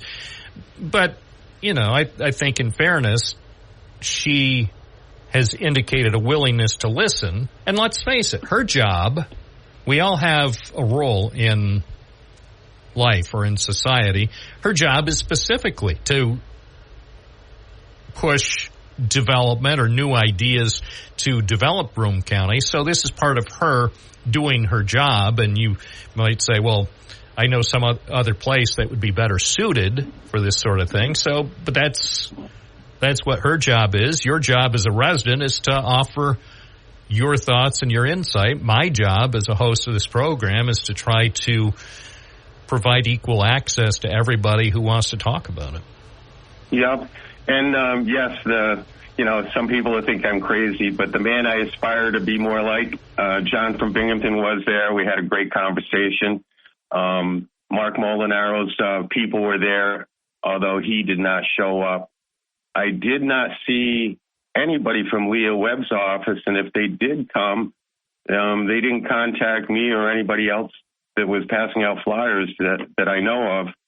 I did leave for a couple hours in the middle of the afternoon, but I'd left some paperwork for Leah Webb's office, and I was told that nobody ever showed up. So, like I said, we had a good turnout. I believe Stacy told me she got a lot of great feedback. She got feedback that she didn't know about. And like I said, we had a good conversation between us. The fight's still going on. Got to do what you got to do. And we both agree to that. The property is, they didn't show any roads going into the property on either Airport Road or East Main Road. So basically it was just a map with parcels lined out that they intend to acquire. So again, there's not really any more information that I didn't already know. To be continued. I appreciate the perspective, your vantage point, and certainly if anybody else who was there yesterday has anything they'd like to discuss about it, we're here till noon. Thanks, Bob. And, I appreciate what you do. You have a very unique situation. I bragged about you to Ray from 34 News, and we both had the same conclusion that you have a great platform and you're a great guy. I had to bow out and say I haven't met you yet, so I'm still waiting on that one. Coming soon. That's all right. The boys next door vouch for you. Yeah. One of these days, I'll be up there, and you'll have the opportunity finally to have a chance to speak with me one-on-one. I appreciate your time. Thank you, Bob. Thank you. 11:21 WNBF with Bob Joseph. For those who are just joining the festivities, a little bit about myself. I was born in Binghamton on the west side. I've made Binghamton my focus as part of my journalistic endeavors. Now, Binghamton, not exclusively, the Binghamton region. So it's not, so you just stay within the city limits and you don't cover, say, just in the city of Binghamton, town of Binghamton, you don't venture out. No, I venture all around the area. But my focus, we could call it hyper-local. I mean, sometimes it's actually in your neighborhood. I was in a neighborhood this morning. And actually a neighborhood I really hadn't been to, believe it or not. And people would say, but Bob, by now you've been to every neighborhood. No, I've been to many neighborhoods. But so I actually had a chance this morning before stopping by here to our studios in downtown Binghamton. I was out in a neighborhood talking with people and finding out a few things, because that's what I do. Insatiable curiosity and asking a few questions and then reporting what I'm able to on air at 92.1 FM, 1290 AM, and online at WNBF.com. As we continue our Wednesday endeavor, we return to the telephones to say good morning to Matt from Binghamton. Can we play some more of that bumper music? I like that.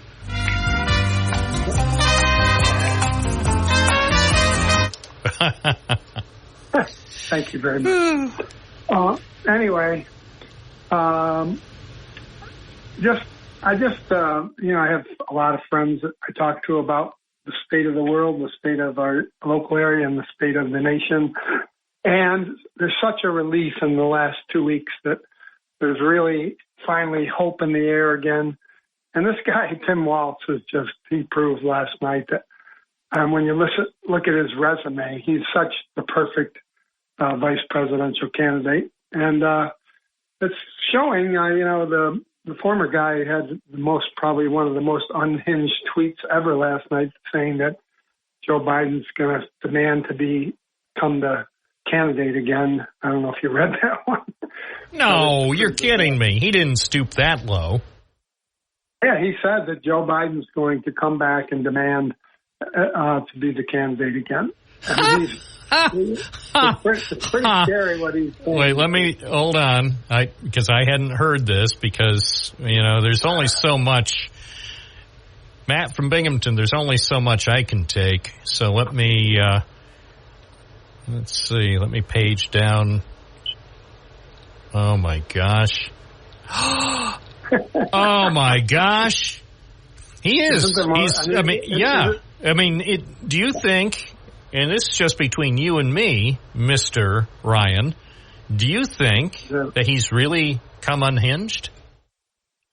Well, that's been pretty clear for a long time to many of us. I mean, how can we get him hinged again? I mean, this looks serious. Extend the 25th Amendment to all presidential candidates. But anyway, the other thing I'd like to say to my friend DJ is when he's talking about, he seems to think, consider this tweet that he had, or whatever you want to call it, on his Truth Social thing, and consider having that person lead the world when we have so many crises around the world. And consider also that many people believe that the reason the Middle East is in such turmoil right now is because of the Trump administration and what they did in Israel and what they allowed Netanyahu to do. Netanyahu is hated by many of the people in Israel, but his only cling to power is to support the very right-wing conservatives in his government and giving up the West Bank to allowing people from Israel to go further and further into the West Bank and just take away land from Palestinians. So that's what caused all this. I'm not justifying Hamas's response, but that's why we have this crisis right now, because of what Donald Trump did, and putting the capital in Jerusalem and all that. And it's just these are the repercussions of weak leadership and leadership that caters to those kinds of leaders around the world, and also taking away the one, although not perfect, but we had an agreement with Iran that was preventing them for many years to not be able to produce any nuclear weapons.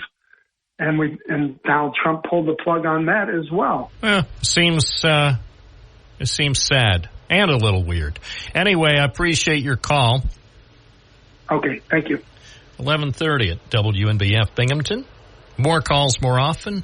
What do you think? 607-772-1290. Morning, you're on the air. What's your first name? Where are you calling from? Vic from the Fort. Do you and Matt from Binghamton have some sort of an agreement where you alternate, where sometimes you call first and then he calls, or vice versa? Is that how this works? Actually, we target your show, Bob, to get the truth out.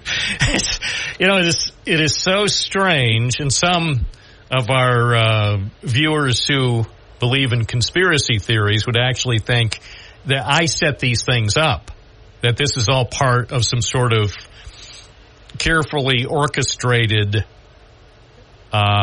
thing where we do this every day. One day you call in and then suddenly he's on, and then today he calls in and suddenly you're on. But let's say for the record, it doesnn't happen, right, Vic? I don't know about that. read the script I gave you. Everything now, and people, the word will come out. All these years, everything that was billed as spontaneous and live, it turns out, has been carefully scripted. Talk show gate. Well, they'll kick me off the talk deck and throw me into the shark-infested waters of the Susquehanna. As you know, I've donated to Matt when he ran for the district attorney, but we still don't agree on a lot of things. I just agree that he would have been a better EA than Battisti.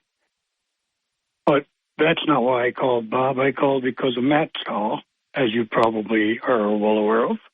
Right. Yesterday after I told you about what's his name? The VP choice? Kurtz or something like that? Mertz? I don't even remember because he's not. Yeah. He's not. Yeah, Johnny Mertz. Yeah. I know it's not that, but what the hell? Bob, after I called yesterday, you said a lot of people will be vetting him and they'll be calling in and stuff with the things that he's done. But I got to totally disagree with Matt on him being a good choice. He's a bad choice for the nation. He celebrates stolen valor. He was never a sergeant major in the military. He says, but at least he made it to the military without a bone spur excuse. So there's that. Well, that plus while he was in Iraq and his command took fire from Iraqis, insurgents, he literally fled to the rear and complained he had a headache and couldn't be there. And that was the stories all over the internet. Well, hey, now that he is the vice presidential candidate, trust me, Victor, there will be a lot of stories all over the internet designed to make him look like a bad person. I mean, they have a story out there where he was accused of DUI and apparently, according to police reports, was clocked going 95 in a 55 zone. So, of course, that's not like going 119 in a 65 zone on a Sunday afternoon. But what we're seeing now is a concerted effort to wreck one man's reputation. I don't know if it'll work or not. It might. There's no doubt there are people working right now to find even worse things to say about the governor from Minnesota. It's not about wrecking his reputation. Well, that's what it's about. That's exactly what it's about. Donald Trump and J.D. Vance, to the best of my knowledge, haven't had one nice thing to say about Governor Walz over the last 24 hours. Well, that's to be expected. They're campaigning against one another. Well, they should behave like civilized candidates and show a little respect for your competitors. Even athletes tend to do that. Even in the run-up to the Super Bowl during media week, it's rare that somebody from one team says anything horribly negative about the opposing team, even though we know what they want to do on Sunday evening. It's not about politics right now. It's about choosing the right candidate for the country. Not a guy who spent half his life in China, honeymooned in China, took kids to China on his honeymoon, and apparently they were students, not his own children. All right, I'm not going. If you want to wreck his reputation, you call in Dan Bongino. Give the guy at least 48 hours of the spotlight. You know, this incessant wrecking of reputations. Look, he didn't write a hillbilly book, so there. I mean, I can see a lot of people probably are unhappy with him because he didn't write a hillbilly book that was turned into a movie. He doesn't have a beard, and as far as I know, he hasn't changed his name a lot of times. But other than that, I'm sure there are millions and millions of reasons why people don't like him. I'm sure there are millions and millions of Chinese that are going to love him. All right. Now tell me the good things about J.D. Vance. J.D. Vance is a war hero. He worked his way through law school after he got out of the military. He came out against Trump, and then when he realized Trump was right, he turned in favor of Trump. J.D. Vance is just a better candidate than this guy from Minnesota. I don't even want to say his name. Just like sometimes you won't say Trump, I don't want to say his name. Well, one reason, because I can't remember it. But in any case, Bob, there's a lot of good in everybody, including this vice president chick that Kamala chose. I meant chick, not chick. But apparently he's both, because he did run from a battle in Iraq while fighting for freedom. And my daughter's an Iraqi war veteran who was at the Battle of Fallujah, and she didn't run. So when people pick a president, I hope they keep in mind that we're going from China Joe to the China couple. And America's going to suffer for it. America's already suffering from Joe's time in office. Look at the stock market. You know, that's recent. Stock market is still up higher than it was when he took office. What are you talking about? The stock market's in fine shape. There was a little blip on Monday, and then things stabilized. Blips are expected. The other thing, keep in mind, August, with the stock market, trade is really low, especially during the month of August. So any kind of blip because of a little bit of bad economic news or a job report that wasn't as optimistic as some people had expected, that'll be exaggerated. The market will sometimes show a big dip or sometimes a big gain. There tends to be more volatility in August. So for those who were welcoming the so-called Kamala crash, you know, maybe the celebration of a forthcoming recession, which is what clearly the Republicans are hoping for. They're hoping for a flash recession, that the country will plunge into a recession over the next 2 weeks, and then between, say, August 20th and November 5th, that we have a short recession so Donald Trump and J.D. Vance can win. So they're hoping for all sorts of bad things. They're hoping for, I won't even go into details of what they're really hoping for, but you know and I know what they're really hoping for, because they want the wheels to fall off. They're hoping for big problems during the Democratic convention this month in Chicago. I mean, whether it's protests or whatever, because this narrative of chaos and that the country's never been in such bad shape, this narrative is being foisted on us almost 24 hours a day. Bob, there's only one person in this country that's recession-proof, and that's Nancy Pelosi, who sold $3 million of Google. Hey, don't get me started on her. You can talk about anyone else. I don't want to hear about Nancy Pelosi. I am fed up with her selling her book. 2 weeks before the Congress announced the lawsuit against the antitrust lawsuit against Google, she sold $3 million worth of stock. And that woman Cook, what was her name? The one that went to prison for insider trading? Martha Stewart, I believe her name was. No, Betty Crocker. Well, Martha Stewart went to prison for what Nancy Pelosi's been doing since she's been in office. Yeah, but that's different because Martha Stewart wasn't politically connected. There you go. There you go. That's what. And the next time, Vic, that you want to really, really bring me down, that's all you got to do is mention Nancy Pelosi. You didn't have to go there. You didn't have to stoop that low. Well, there's a lot of people in this country that love that woman. I know. But I'm fed up. She's on this book tour, so everywhere I go, next thing I know, she'll be on the Cartoon Network doing an interview. This stuff, and it's not unique to Nancy Pelosi. This is the sort of thing that happens every time some sort of so-called celebrity or politician comes out with a book. They do this tour, and it rolls out on 60 Minutes, and then network shows, and Vic,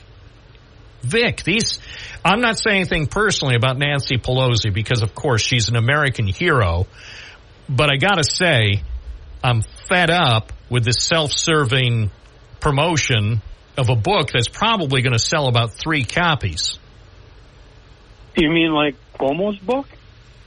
His book didn't even sell 1 copy. As a matter of fact, didn't he lose $5 million because he used state employees to write it? Yeah, he did. He did some things I believe he shouldn't have done. Appreciate your call, Victor. Take care. Thanks. I would have to invoke the name Andrew Cuomo. Or no. Yeah, I'd delete that. Sorry. What a bad segment. Nancy Pelosi and Andrew Cuomo in the same segment. Have we no shame? Good morning, you're on the air. What's your first name? Where are you calling from? Hi, this is Bonnie from the South Side. Welcome. Good morning. So I was just listening to Vic, and I'm curious where he gets his facts from, because what I hear is a lot of non-factual information. So I would like to talk about J.D. Vance. And for those of you who don't recognize who J.D. Vance is, he got into office, only served 2 years in the Senate, but he got into office after spending $17 million. His former boss, co-owner of PayPal, Peter Thiel, spent $17 million to get him into office. And so he bought his way in, Peter bought his way into Congress. But J.D. Vance is following the Peter Thiel philosophy that the country got into trouble when they gave women the right to vote.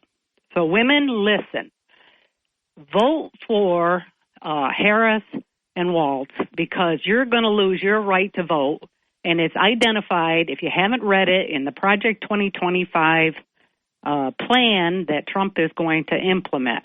So it's time for the women, the LBG, I said this before, LGBTQ veterans, and don't criticize his service because he served, got to the highest office of a civilian, but he fought for this country. How dare you criticize him for that? All right. Well, I appreciate your viewpoint. Thank you. 11:44 at WNBF, where all views can be aired on a convenient 3-hour radio program. Yes, it is convenient. It's convenient because you could listen to it on your phone using the free WNBF app or going to WNBF.com or 92.1 FM or 1290 AM. WNBF.com has deals. Oh, do they have deals? Seize the deal, Binghamton. Go to the website, WNBF.com, and check out the ways you can save. Seize the deal with News Radio, WNBF.com, JNR Auto Upholstery with Crown Rust Proofing, Spray-On Bed Liner, Remote Car Starter, Sky Zone 50/50 and Mega Birthday Party, Ross Park Zoo, 50/50 dining deals, 1-year family membership, North Street Tavern, 50/50 dining deals, Cones Ice Cream, delicious, 50/50 dining deals, beer 30, 50/50 dining deals. Check it out. Save money and enjoy your summer. WNBF.com. Binghamton now, moving forward until noon. Dave and Vestal, you're on the air. Hello there, Bob. Hey, I did my best. Try to make it to noon without calling. Just listening, Bob. Just want to listen. But, boy, the gushing over this ticket. I mean, you guys are actually probably making most of us nauseous out here. So I had to call. Hey, we want to hear something better? Listen to this. Listen to this guy. Listen carefully because you think what you've heard over the last 3 hours is bad. Get a load of this. And I have the wounds all over my body. If I took this shirt off, you'd see a beautiful, beautiful person. But you see wounds all over me. I've taken a lot of wounds, I can tell you. More than I suspect any president ever. A courtesy of RSBN. Somebody put that on Twitter, and I thought that was one of the funniest 22-second clips in the world. He's taken more wounds. Whatever. What the heck? He's taken more wounds? Wait a second. Wounds, I can tell you. More than I suspect any president ever. He's taken more wounds? Well, maybe not physical, Bob, but what does it mean? Hold on. If I took this shirt off, you'd see a beautiful, beautiful person. But you see wounds all over me. I've taken a lot of wounds, I can tell you. He's taken a lot of wounds. Yes, we've all taken a lot of wounds. We've taken one for the team.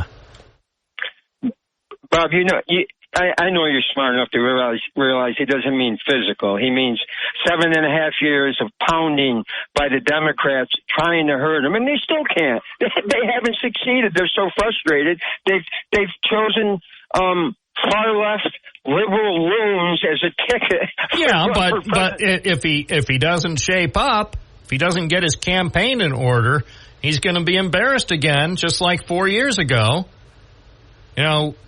I don't know a whole lot about Donald Trump, only having had the opportunity to interview him for 18 minutes. But what I can tell you, what I learned in that 18-minute conversation is he's a guy who doesn't like to lose. So it's bad enough that he lost by about 8 million votes in November 2020, but if the same thing happens again, or if he loses by a wider margin in 3 months, he's going to be inconsolable. Would you want to? Well, no, actually, he'll be in Florida, but you know what I mean. Yeah, I know what you mean, but would you want to lose knowing that the country will go to hell if he's not president? No, I wouldn't want to lose. Here's the thing. Let me be perfectly clear. I wouldn't want to lose to Kamala Harris and Tim Walz. I would not, because they're good people. They're good people. They're thoughtful. They behave in a mature fashion. They speak in complete sentences for the most part. And they do their best to understand even those who are opposed to them. They don't take mean shots at people and call people sad nicknames. I keep hearing there's hope in the air. You know, there's hope in the air for about 5% of the country, liberal progressives, because they're a small group. They think they're big, but they're not. And that's the ones that are going to be rooting and voting, Bob. Can you picture our president, Kamala, sitting down with world leaders, Bob? They're going to walk away scratching their heads trying to decipher the word salad they just heard, and then they're going to wonder why she was giggling at them. It's going to be a joke. Well, if it's going to be a joke, maybe they can hire her for NBC and put her on late night, because they need help there. There's a slot that needs some big help. Bob, they might as well have Bernie Sanders and what's that other one there? They'd like to have a beer on YouTube there. Forget her name. AOC.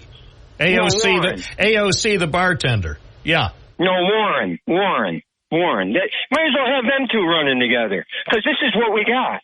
All right. Well, I'm not going to argue. I don't want an argument. Good morning, WNBF. You're on the air. What's your first name? Where are you calling from? Bob from Vestal.